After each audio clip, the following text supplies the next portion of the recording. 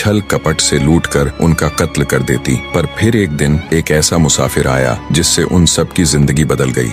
एक गुस्सैल राजा ने अपने पुत्र के किसी दोष के कारण उसे देश निकाला दे दिया। राजकुमार ने दुखी मन से अपने गुजारे के लिए 4 लाल और कुछ स्वर्ण भी अपने साथ ले लिए और भरे हृदय से अपने पिता का महल छोड़ दिया। चलते चलते वो जब शहर से कुछ दूर पहुंचा तो उसे एक साधु का आश्रम दिखाई दिया। राजकुमार उस साधु को दंडवत प्रणाम करके एक तरफ बैठ गया। जब साधु ने उसकी मायूस शक्ल और देह पर कीमती वस्त्र देखे तो साधु ने उससे पूछा, बच्चा तुम कौन हो और यहाँ कैसे आए? राजकुमार बोला, महाराज मैं राजा चंद्रगुप्त का पुत्र महेंद्रगुप्त हूँ। मुझे मेरे पिता ने देश निकाला दे दिया है, इसीलिए मैं परदेश जा रहा हूँ। रास्ते में आपका आश्रम दिखाई दिया तो मेरे मन में आया कि आपके भी दर्शन करता चलूं। साधु ने महेंद्रगुप्त की बात सुनकर कहा, वत्स तुम नेक इंसान हो और परदेश जा रहे हो, इसलिए मैं तुम्हें 4 बातें बताता हूँ। तुम उन बातों पर अमल करना। परदेश में ये बातें तुम्हारे अवश्य ही काम आएंगी। पहली यह कि परदेश में एक से भले 2 होते हैं। दूसरी यह कि परदेश में दूसरे के हाथ का बना खाना मत खाना। अगर खाना भी पड़े तो पहले किसी जानवर को खिला देना।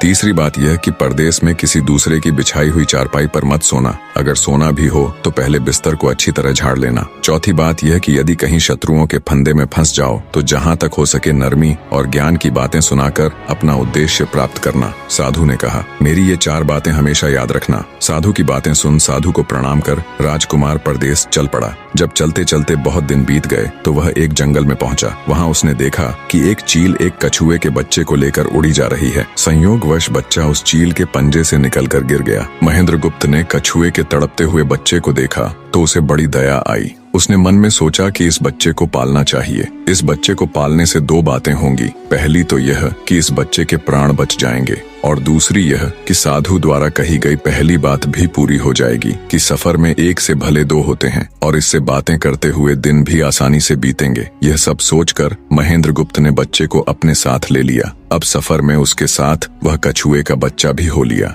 कुछ दिन के सफर के बाद राजकुमार को एक अच्छा सा स्थान दिखाई पड़ा। उस स्थान पर पहुंचकर उसने कुछ खाया पिया और फिर कछुए के बच्चे से बोला, तुम यहाँ बैठे रहना, मैं जरा थोड़ी देर सो लूं। यह कहकर महेंद्रगुप्त एक पेड़ के नीचे सो गया। उसी पेड़ के ऊपर एक सांप और एक कौवा रहते थे। उन दोनों का यह दस्तूर था कि जब कोई मुसाफिर उस पेड़ के नीचे ठहरता तो सांप उसे डस लेता और कौवा उसकी आंखें निकाल लेता। नाग ने जब सोते हुए मुसाफिर को देखा तो पेड़ के नीचे उतरा और राजकुमार को डस लिया। सांप के डसते ही तुरंत राजकुमार के प्राण पखेरु उड़ गए। कुछ देर में जब कछुए की नजर महेंद्रगुप्त पर पड़ी तो वह उसे मरा देखकर बहुत घबराया और महेंद्रगुप्त के ऊपर बैठकर रोने लगा। तभी कौवा भी पेड़ से नीचे उतरा और ज्यों ही उसने महेंद्रगुप्त की आंखें निकालनी चाही त्यों ही कछुए ने झपटकर कौवे की गर्दन को मुंह से पकड़ लिया। कौवे ने बहुत जोर लगाया मगर कछुए ने उसे नहीं छोड़ा। तब कौवे ने सांप को पुकारा। कौवे की आवाज सुनकर सांप आ गया। उसने बड़े जोर से कछुए की पीठ पर डंक मारा परंतु कछुए ने अपना मुंह भीतर कर लिया। सांप ने कई बार कछुए की पीठ पर डंक मारा किंतु हर बार कछुआ अपना मुंह अंदर कर लेता। जब सांप का कछुए पर बस नहीं चला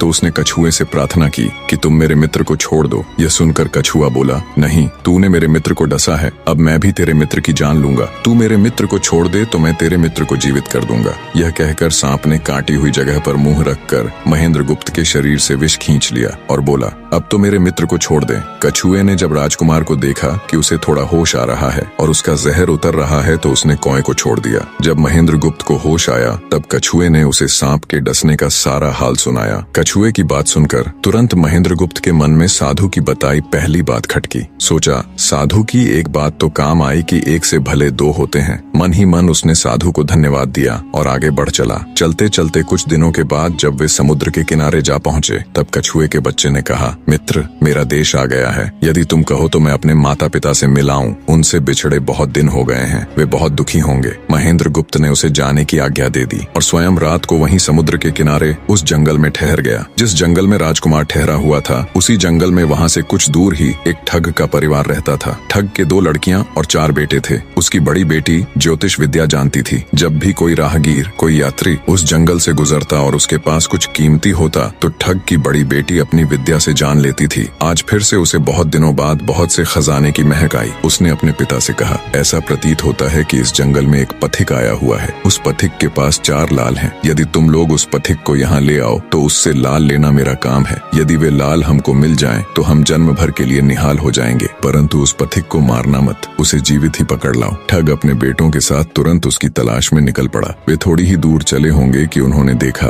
एक आदमी एक पेड़ के नीचे सो रहा है। उसे देखकर उन्होंने सोचा कि यह वही पथिक हो सकता है जिसके पास लाल है। वे उसे पकड़कर ले गए और अपनी बड़ी बेटी के हवाले करके बोले, इससे लाल निकलवाना अब तेरा काम है। ठग की बड़ी बेटी ने पूरे आश्वासन के साथ कहा, तुम लोग चिंता मत करो, मैं इससे लाल निकलवा लूंगी। ठग की छोटी बेटी ने जब महेंद्रगुप्त को देखा तो वह दिलोजान से उस पर मोहित हो गई। पहली ही नजर में वो अपना दिल उस नौजवान राजकुमार को दे बैठी। भाइयों के डर से कुछ कह तो न सकी, लेकिन मन ही मन उसको बचाने की युक्ति सोचने लगी। कुछ देर बाद ठग की बड़ी बेटी ने खाना बनाया और उसमें जहर मिला दिया। वही खाना उसने महेंद्रगुप्त को परोस दिया। जब थाली महेंद्रगुप्त के सामने आई तो उसने खाने के लिए निवाला तोड़ जैसे ही उसे खाने को हुआ, तभी उसे साधु की कही गई दूसरी बात याद आई। उसने थाली में से थोड़ा सा भोजन निकालकर कुत्ते के सामने डाल दिया। जैसे ही उस खाने को कुत्ते ने खाया वो तुरंत मर गया। यह देखकर महेंद्रगुप्त ने भोजन नहीं किया। उसने अपने मन में सोचा कि साधु की दूसरी बात भी काम आई। अपनी इस चाल को असफल होते देखकर ठग की बड़ी बेटी को गुस्सा तो बहुत आया, पर वो अपने गुस्से को अंदर ही अंदर पी गई। उसने महेंद्रगुप्त के सोने के लिए पलंग तैयार करवाया और उससे कहा, जाओ पथिक, ऊपर के कमरे में तुम्हारे लिए पलंग तैयार करवा दिया है, अब तुम आराम करो। कई दिनों की सफर की यात्रा के कारण थका हुआ राजकुमार जब ऊपर आया तो उसे बढ़िया धुली हुई चादर पलंग पर बिछी हुई दिखाई दी। सोचा जो हुआ सो हुआ, कई दिनों के बाद चैन की नींद तो सोने को मिलेगी। वो जैसी ही पलंग पर बैठने को हुआ तो उसे साधु की तीसरी बात याद आई कि परदेश में हमेशा बिस्तर को झाड़कर सोना। जैसे ही उसने बिस्तर को झाड़ा तो उसके होश उड़ गए। वो बिस्तर एक कच्चे सूत से तैयार किया गया था जिसके नीचे आग का कुआं था। महेंद्रगुप्त ने देखा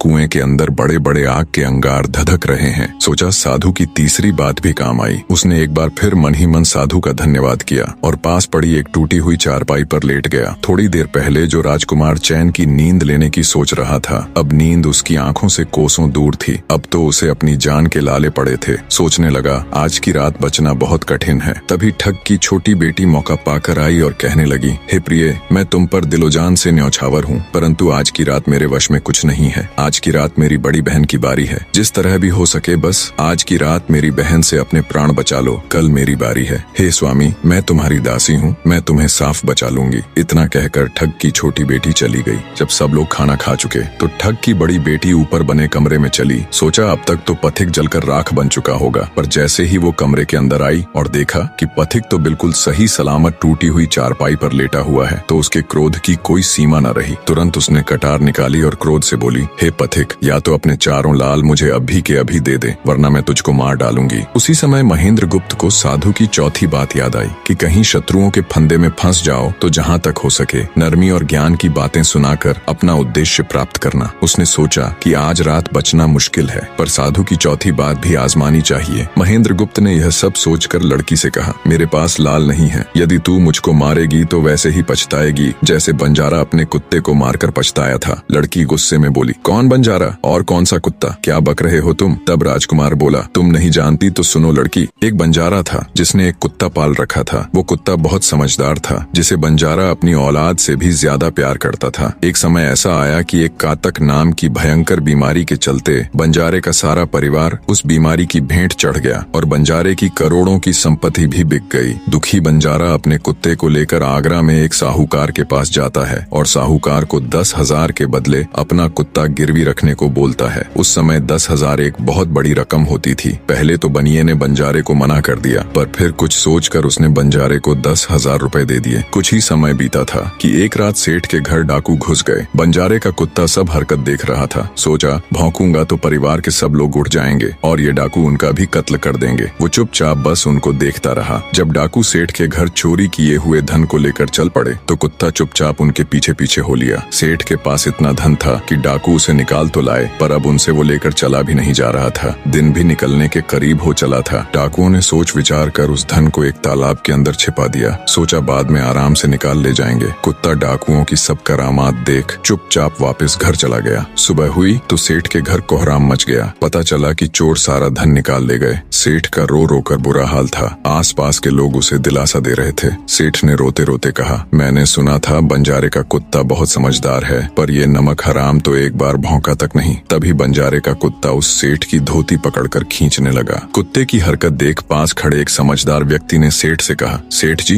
ये कुत्ता कुछ कहना चाहता है, हमें इसकी सुननी चाहिए। और सभी लोग कुत्ते के पीछे पीछे हो लिए। सबको लेकर कुत्ता उसी तालाब के पास पहुंच गया जहां रात को डाकुओं ने सारा धन छिपाया था, और तालाब में घुसकर अशर्फियों से भरी थैली अपने मुंह में दबाकर बाहर आया। तुरंत सेठ के नौकर उस तालाब में कूद गए और चोरी किया हुआ सारा धन बरामद कर लिया। सब देख सेठ आंखों में अश्रु लिए कुत्ते से कहता है, मुझे माफ कर देना, मैंने तुम्हें बहुत बुरा भला